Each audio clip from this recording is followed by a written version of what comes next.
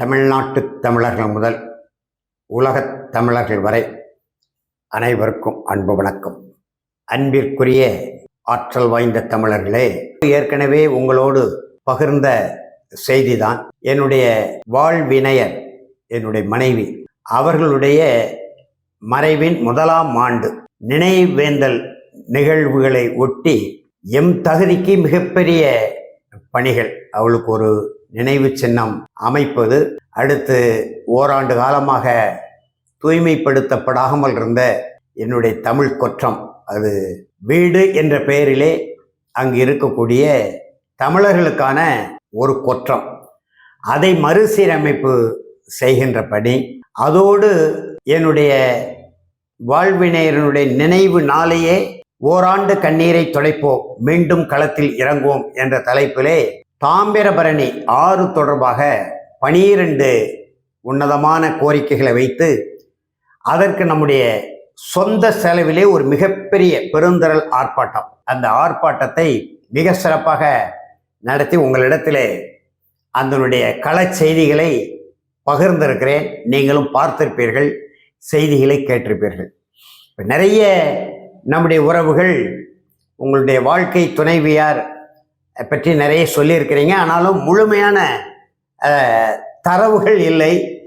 இவ்வளவு வியக்கத்தக்க வகையிலே ஒரு எளிய குடும்பத்தில் ஒரு உழைக்கும் பிரிவு, அதாவது பாட்டாளி சமுதாயத்திலே பிறந்து, உழவர் சமுதாயத்திலே பிறந்து உங்களோடு இந்த தமிழ் தேசிய களத்திலே 42 ஆண்டுகளுக்கும் மேல் பல்வேறு அடக்குமுறை ஒடுக்குமுறை உங்களுக்கு நேர்ந்த போதும், சிறை சித்திரவதை வந்த போதும், அதெல்லாம் நெஞ்ச துணிவோடு உங்களோடு இணைந்து நின்று எதிர்த்து அந்த வாழ்வியல் சூழலை அவர்கள் கடத்தி வந்த குடும்பத்திற்கு அவர்கள் ஆற்றிய கடமைகள்.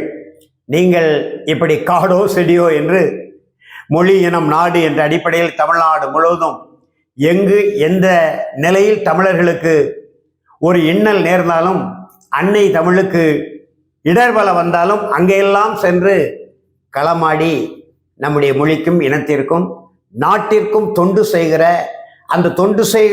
அந்த களத்திலே உங்களுக்கு ஏற்படுகிற இன்னல்கள், இடையூறுகள், இடைஞ்சல்கள் இவற்றையெல்லாம் தாண்டி வந்தாலும் கூட நீங்கள் சுமக்க வேண்டிய அந்த குடும்ப சுமையை பெரும் சுமையாக ஒரு சிற்றூர் புறத்திலே கிராம சொல்லை பிறந்த அந்த அம்மா அப்படி அந்த குடும்பத்தை தாழ விடாது உயர்த்தி 3 பிள்ளைகளை பெற்று வளர்த்து படிக்க வைத்து ஆளாக்கி அவர்கள் 3 குடும்பமாக வாழ்வதற்கான அந்த அடித்தளத்தை அமைத்து கொடுத்தார்கள். அந்த நிலையிலே அவர்கள் தொடக்கத்தில் எப்படி அதை அணுகினார்கள் என்கின்ற செய்தியிலே கொஞ்சம் எங்களுக்கு பகிர்ந்து விடுங்கள் என்று ஏராளமான உறவுகள் என்னிடத்திலே தொலைபேசியில் அவர்களுக்கே உரிய அந்த இரங்கல் பார்வையோடு அனுதாப நோக்கத்தோடு கேட்டார்கள். ஆகையினாலே சில செய்திகளை இந்த காணொளியிலே உங்களோடு பகிர்ந்து கொண்டு, இந்த காணொளி என் துணைவியார் மறைவு நிகழ்வு, 1ஆம் ஆண்டு நினைவு நிகழ்வு, அவர்களுக்கு நாங்கள் ஆற்றிய அந்த 1ஆம் ஆண்டு நினைவேந்தல் கடமைகள், இவைகளை உங்களோடு பகிர்ந்து கொள்வதிலே வருத்தத்தோடு இந்த காணொளியை நான் பதிவு செய்கிறேன்.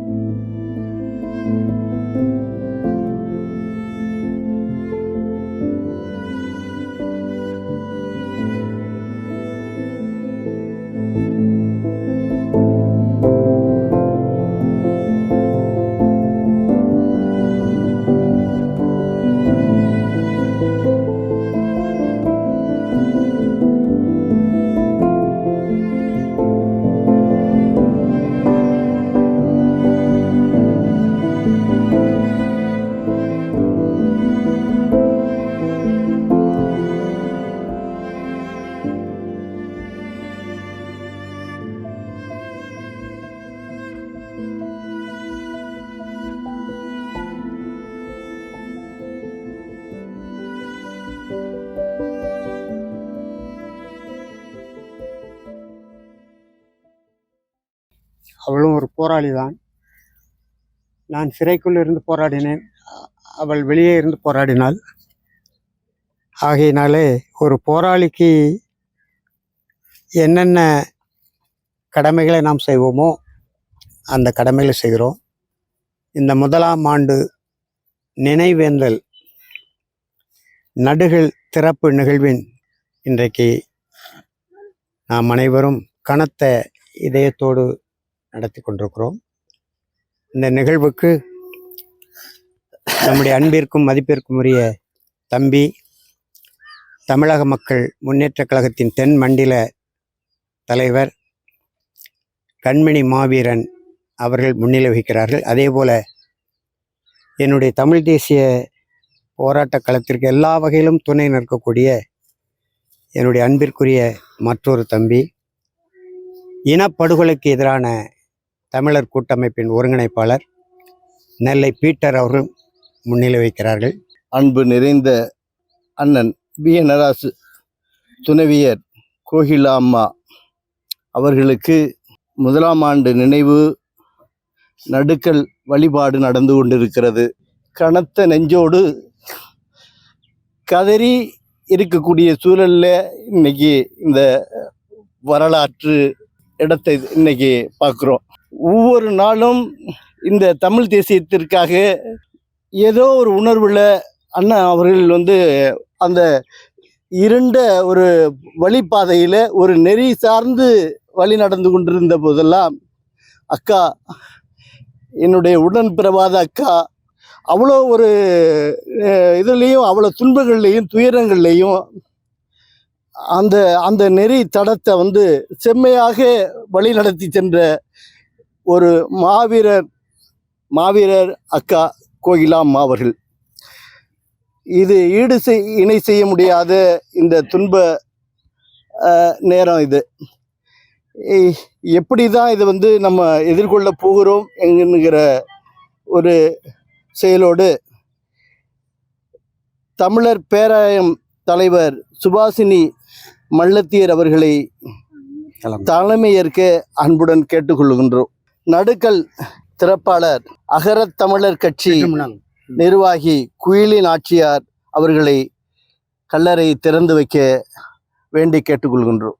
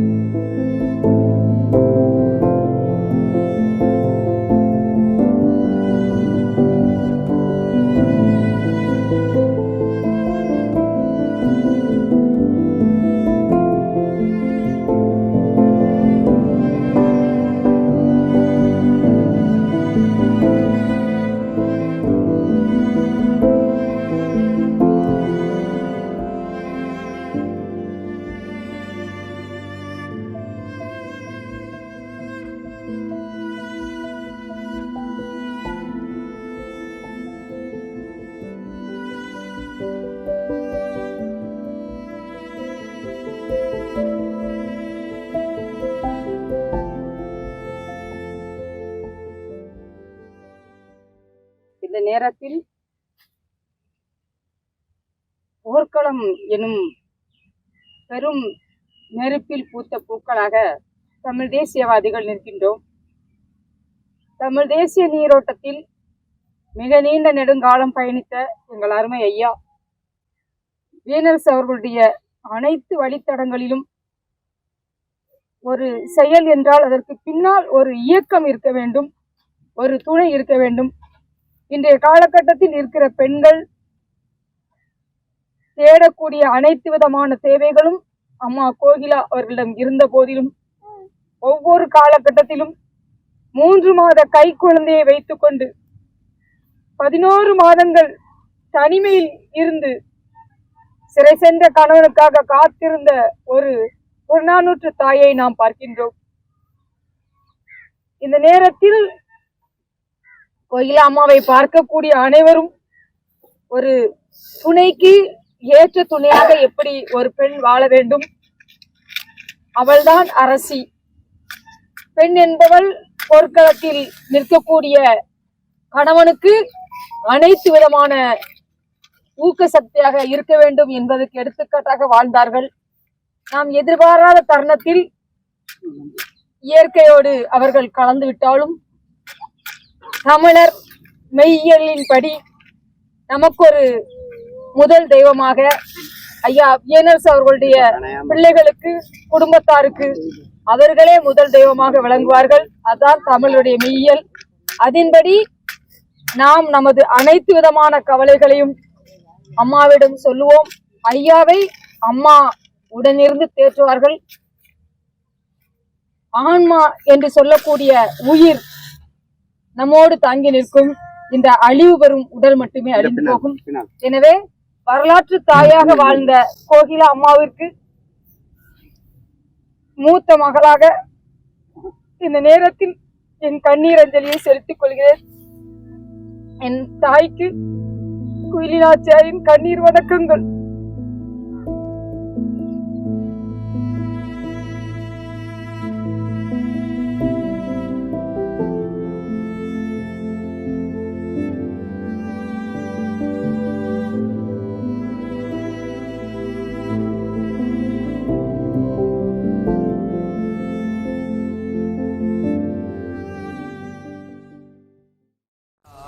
மொழி மறந்தோ தமிழர் உரிமையெல்லாம் இழந்தோ தன்னல பெருமைகளால் அன்னை தமிழுக்கு தீங்கிழைத்தோ தாயின் மொழி மறந்தோ தமிழர் உரிமையெல்லாம் இழந்தோ தன்னல பெருமைகளால் அன்னை தமிழுக்கு தீங்கிழைத்தோ தாயின் மொழி மறந்தோ தமிழர் உரிமையெல்லாம் இழந்தோ.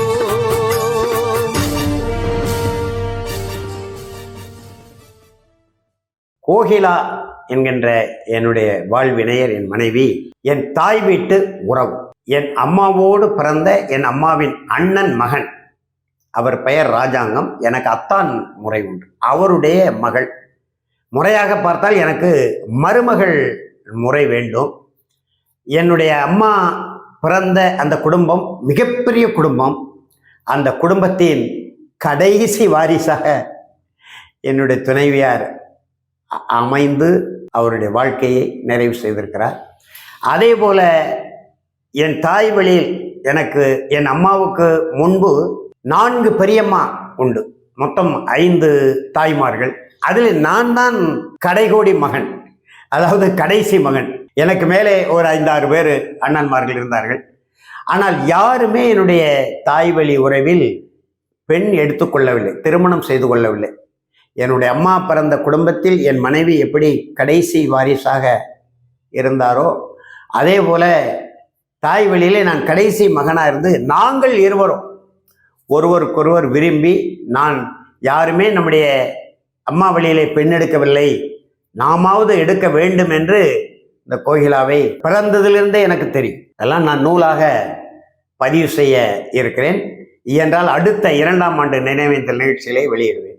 அந்த தாய் வழியிலே நாமாவது ஒரு பெண் எடுத்து இந்த குடும்பங்களை இணைக்க வேண்டும் என்கின்ற, நான் இளைஞனாக இருக்கிற பொழுதே அந்த சிந்தனை எனக்கு வந்து அவளை விரும்பி திருமணம் செய்து கொண்டேன். அதேபோல் என் மருமகளான கோகிலாவும் என்னை விரும்பி என்னோடு பழகி நாங்கள் முறையாக பெரியவர்கள் முன்னிலையிலே ஒப்புதலோடு 1982ஆம் ஆண்டு மே திங்கள் 10ஆம் நாள் எங்களுடைய திருமணம்.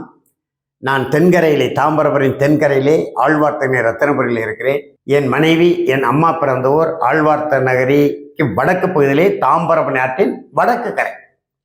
2-2.5 கிலோமீட்டர் அளவு தாம்பரபரணி கரை ஓரம் தான் நாங்கள் பயணிக்க வேண்டும். அப்படி பயணித்து திருமணம் செய்தோம்.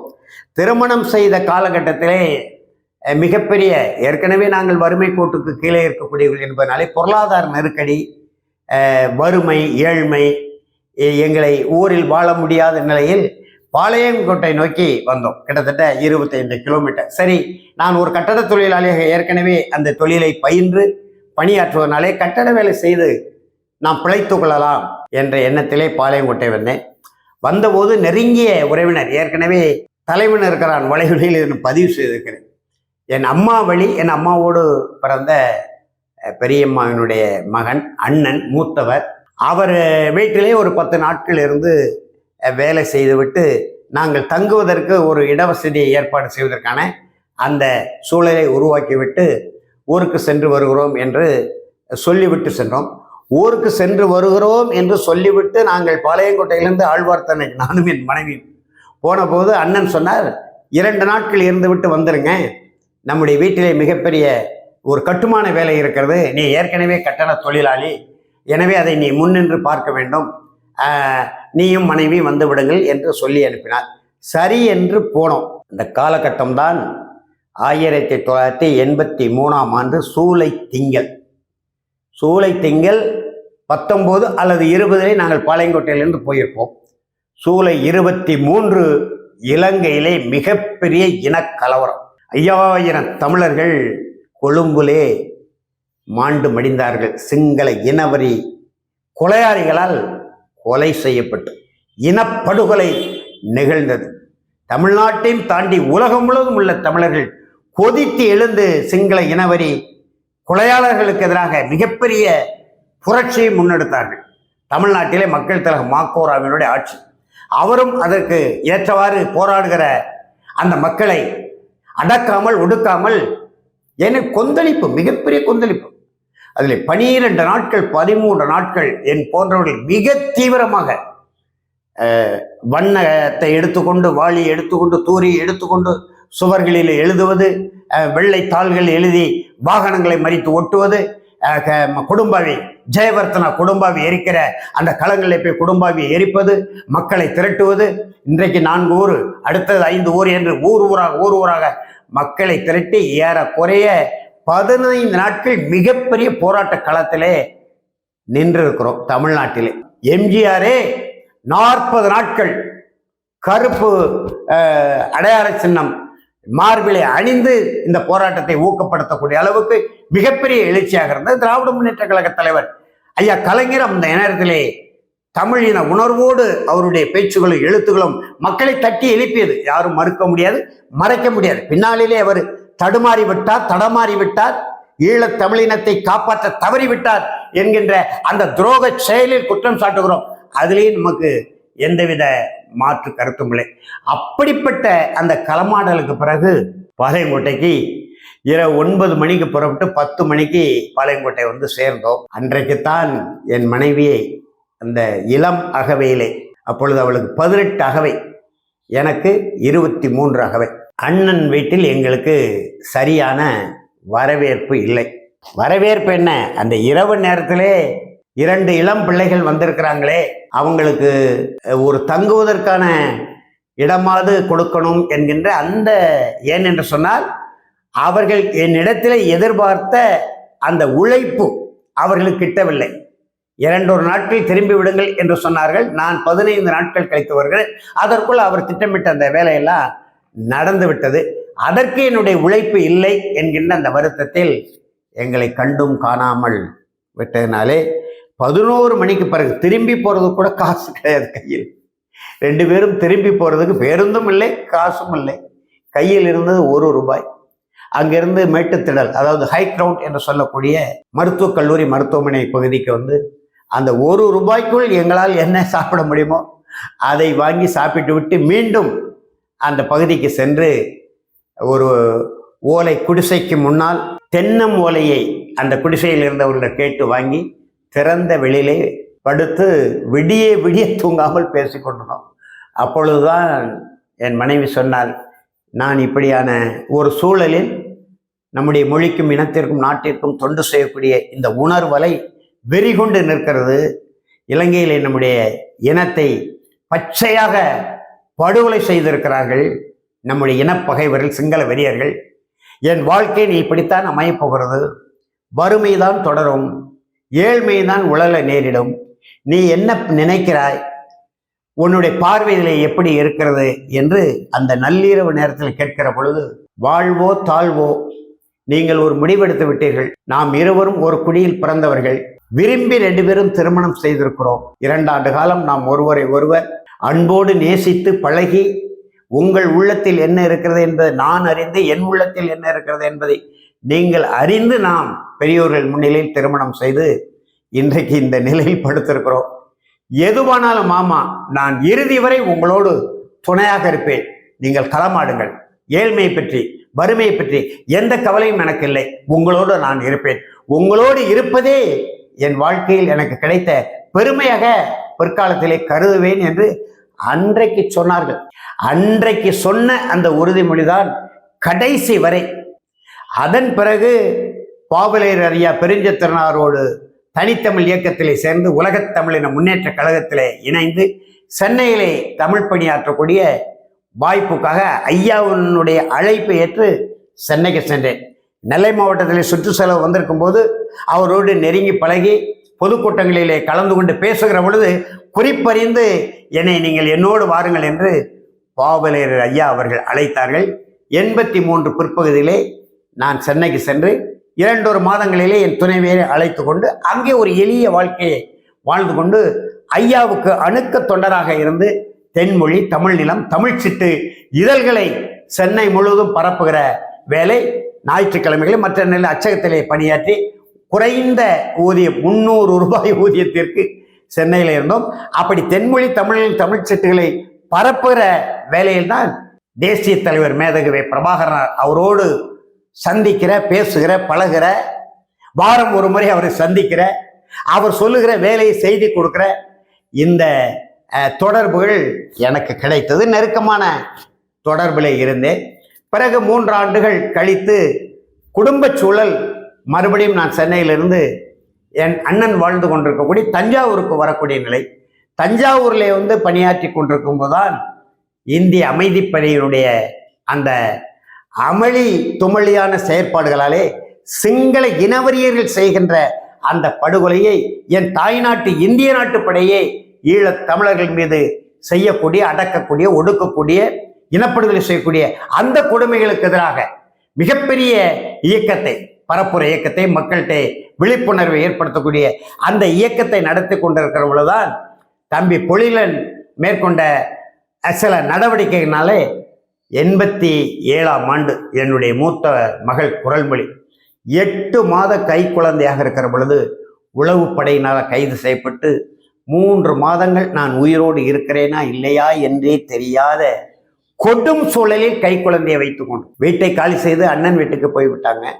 அண்ணன் வீட்டில் அது பெரிய குடும்பம், பணி அழுத்தம், மன உளைச்சல், குழந்தையை கவனிக்க முடியாம இந்த கொடுமைகளெல்லாம் ஏற்று தாக்கு பிடித்து நின்றவள் என்னுடைய மனைவி. அதன் பிறகு தமிழர் தேசிய இயக்கத்தை ஐயா பல நெடுமாறு இந்த கொடுமைகளுக்கு பிறகு ஒரு வலிமைமிக்க தலைவர் தலைமையில் இயங்குவோம், தமிழ் தேசியத்தை முன்னெடுப்போம்.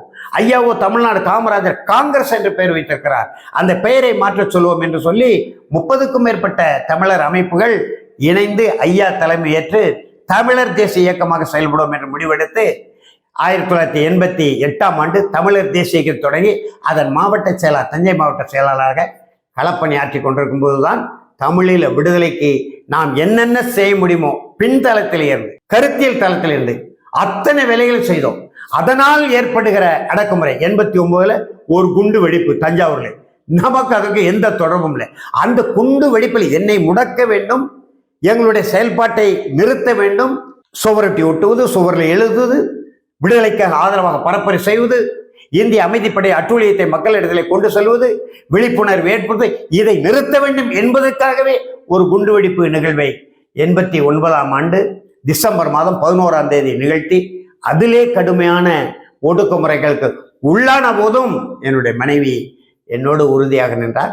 அதன் பிறகு 90 தமிழர் தன்னுரிமை பிரகடன மாநாடு நெடுமாறையா தலைமையிலே மொழிவழி தேசிய இனங்களின் தன்னுரிமை வலியுறுத்தி மிகப்பெரிய 3 நாள் மாநாடு தஞ்சையிலே ஏற்பாடு செய்து மிகப்பெரிய அரசியல் பரபரப்பை, மக்களிடத்திலே எதிர்பார்ப்பை, தமிழ் தேசிய எழுச்சியை வருவதற்கான அனைத்து கூறுகளோடு தமிழ்நாடே இந்தியாவே எதிர்பார்த்திருந்த நிலையில் இந்த தமிழ் தேசிய எழுந்துவிடக் கூடாது, குறிப்பாக தமிழில் விடுதலைக்கு ஆதரவாக தமிழ்நாட்டு மக்கள் ஒன்று திரண்டு விடக்கூடாது.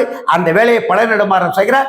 பழநெடுமாறன் கீழே வியனரசு செய்கிறார், அயனாபுரம் முருகேசன் செய்கிறார், மூர்த்தி செய்கிறார் என்று சொல்லி 2 நாட்களுக்கு முன்பு ஜூன் 9, 10, 11 மாநாடு, ஜூன் 7ஆம் தேதியே முகவரி தெரியாத பாசிச பாஜகவிலிருந்து இருவர் அனுப்பிய தலைமை அமைச்சர் VP சிங் அனுப்பிய அந்த தொலைவரி செய்தி, தந்தி செய்தியை பார்த்து பதற்றமடைந்து ஐயா கலைஞர் அந்த மாநாட்டை தடை செய்தோடு எங்களை கைது செய்து சிறையில் அடைத்தார்.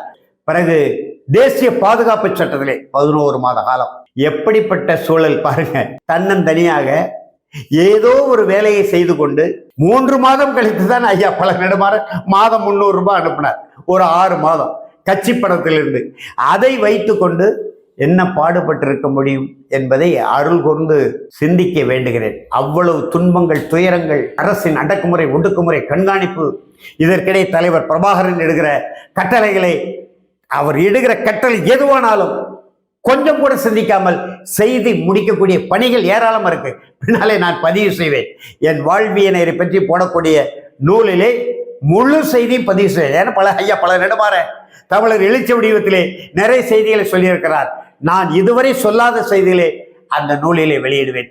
இப்படிப்பட்ட அடக்குமுறை, ஒடுக்குமுறை, சிறை சித்திரவதைகளோடு என்னோடு வாழ்ந்து பிறகு 2000 காலகட்டத்திற்கு பிறகுதான் கொஞ்சம் முன்னேற்றம் செய்ய, குறிப்பாக நன்றி உணர்வோடு சொல்லக்கூடிய ஐயா தமிழ் சான்றோர் பேரவையினுடைய நிறுவனர் ஐயா அருணாசலம் அவர்கள் எனக்கு நந்தன் என்கின்ற இதழிலே ஒரு பணியமர்த்தம் போட்டு ஒரு மாத ஊதியமாக 98 2005 வரை எனக்கு தந்து அருளிய அந்த காலகட்டத்தில் சற்றே முன்னேற்றம் அடைந்து, அதற்கு பிறகு ஐயா பழநெடுமாறனோடு 2004ஆம் ஆண்டு நாடாளுமன்ற தேர்தலிலே அவர் காங்கிரஸ் பேரியக்கத்தையும் திமுக கூட்டணியும் ஆதரிக்கிறார் என்கின்ற அந்த கருத்திலே முரண்பட்டு வெளியே வந்த பிறகு சில காலம் பாட்டாளி தமிழர் முன்னணி என்கின்ற அமைப்பை நடத்தி மிகப்பெரிய பேரீட்டங்களை தென் மாவட்டங்களை தமிழ் தேசிய களத்திலே நிகழ்த்தி, பிறகு வேறு வழி இல்லாமல் நம்முடைய ஐயா தமிழின போராளி மருத்துவர் ஐயா என்னுடைய செயற்பாடுகளை பார்த்து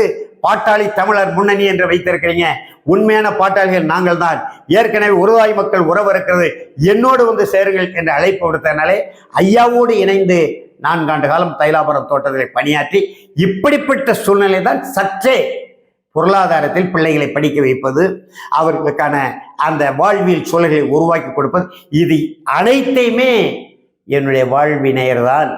நான் கிடைக்கிற பொருளை என் செலவு போக மீதி இருக்கிறதை கொண்டு கையில் கொடுப்பேன். அதை வைத்து கொண்டு சிறுக சிறுக சேமித்து 3 பிள்ளைகளையும் வளர்த்து ஆளாக்கி 3 பிள்ளைகளுக்கும் திருமணமும் செய்து வைத்து ஒரு மனநிறைவான வாழ்க்கையோடு, ஏழ்மையா இருந்தாலும் வறுமையா இருந்தாலும் பெரிய அளவுல செல்வ செழிப்போடு வாழ முடியாத அந்த எதிர்பார்ப்பை எங்களுக்கு எந்த காலத்திலும் இல்லாமல் இருப்பதை வைத்துக்கொண்டு, நான் ஏற்கனவே என் துணைவியாரிடம் சொல்லியிருந்தேன், கந்தல் இல்லாத ஆடை மானத்தை மறைப்பதற்காக, பசி இல்லாத வயிறு உயிர் வாழ்வதற்காக, ஒழுகாத கூரை 2 மணி நேரம் ஆனாலும் நிம்மதியாக ஓய்வெடுத்து எழுவதற்கு, இந்த 3ஐயும் உனக்கு எப்படியாவது நான் நிறைவேற்றி தருவேன் என்று பாளையங்கோட்டையிலே நள்ளிரவு நேரத்தில் பேசிக் கொண்டிருந்தோம்ல, அன்னைக்கு நான் கொடுத்த வாக்குறுதி 2000 ஆண்டுகளுக்கு பிறகு முழுமையாக என்னால் நிறைவேற்ற முடிந்தது. ஒரு எல்லையோடு, அந்த எல்லைக்குள்ளே வாழ்ந்து இன்பமானாலும் துன்பமானாலும் அடக்குமுறையானாலும் ஒடுக்குமுறையானாலும் சிறை சித்திரவதைக்கு நான் ஏற்றால் 18 முறை சிறைக்கு சென்றிருக்கிறேன். நூற்றுக்கணக்கான வழக்குகள், எத்தனையோ முறை கைது செய்யப்பட்டிருக்கிறேன். ஆனால் சிறைச்சாலைக்கு சென்றது 18 முறை. இந்த 18 முறையிலே 16 முறை எனக்கு பிணை போட்டது என் மனைவிதான். நாசகார ஸ்டெர்லைட் ஆலை போராட்டத்தை முன்னின்று நடத்தியதற்காக 58 நாட்கள் சிறையில் இருந்த அந்த காலகட்டத்தில் நாம் தமிழர் கட்சியின் மாநில ஒருங்கிணைப்பாளராக ஒரு தொண்டன் எனக்கு பிணை போட வரல, ஒரு வழக்கறிஞர் மனு போட வரல.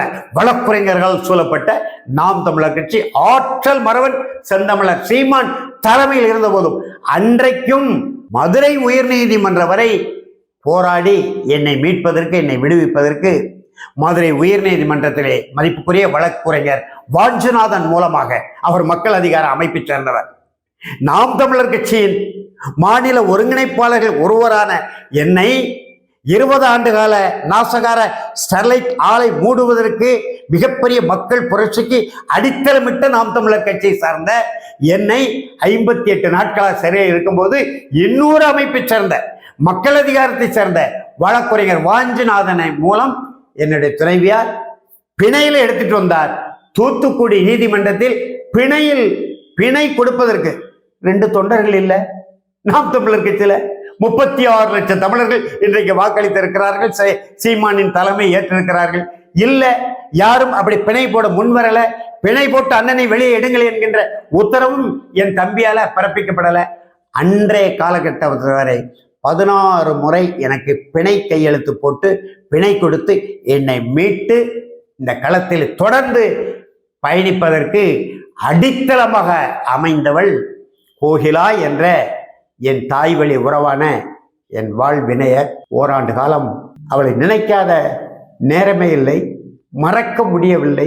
அந்த அளவுக்கு இருந்து முடிவாக அந்த இறந்த அந்த தளத்திலே என்னால் சிந்திக்க செயல்பட, ஒரு கல்லறை கட்ட வேண்டும், ஒரு நடுகள் கட்ட நிறுத்த வேண்டும், எதுவுமே முடியாத காலகட்டத்தில் இந்த ஓராண்டு 1ஆம் ஆண்டு நினைவேந்தல் நிகழ்வில் அவளுக்கு எங்கள் குடும்பத்தின் சார்பில் நம்முடைய தோழமை அமைப்புகளோடு, அதுவும் ஒரு கட்டுமான தொழிலாளியாக 97 நலவாரியத்தில் பதிவு செய்து அந்த நலவாரிய நிதி, இயற்கை இறப்பு நிதி 55,000 அந்த நலவாரியத்திலே முறையாக முறையீடு செய்து அதிலிருந்து வந்த தொகையும் கூடுதலாக ஒரு தமிழ் அன்பர் உதவிய அந்த தொகையும் போட்டு அந்த நினைவு சின்னத்தை அமைந்து எல்லோரையும் அழைத்து இந்த 3 கடும் பணிகளையும் செய்து முடித்து எல்லோரும் நம்முடைய உறவுகள், உலகம் முழுவதும் உள்ள உறவுகள், பல நாடுகளிலிருந்து முழுமையாக சொல்லுங்கள், முழுமையாக சொல்ல முடியாது, சொன்னால் மணிக்கணக்கிலே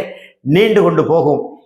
எனவே சுருக்கமாக எங்கள் வாழ்வியலை பற்றியும் எங்களுடைய பொது வாழ்க்கையை பற்றியும் மொழி, இனம், நிலம் என்ற அடிப்படையிலே தமிழ் தேசிய களத்தில் நாங்கள் இன்று போராடிய குறித்தும், தமிழ்நாட்டு தமிழர்களையும் கடந்து இந்திய தமிழர்களையும் கடந்து உலகத்தில் தமிழன் வாழாத நாடு இல்லை, தமிழனுக்கென்ற ஒரு நாடு இல்லை என்கின்ற அந்த இயக்கத்தோடு புலம்பெயர் தமிழர்கள் அனைத்து உலக நாடுகளிலும் இருக்கக்கூடிய எல்லா தமிழர்களுக்கும் இந்த செய்தியை உரிமை உணர்வோடு, அன்பு உணர்வோடு, தமிழ் தேசிய சிந்தனையோடு பகிர்ந்து நிறைவு செய்கிறேன். நன்றி, வணக்கம்.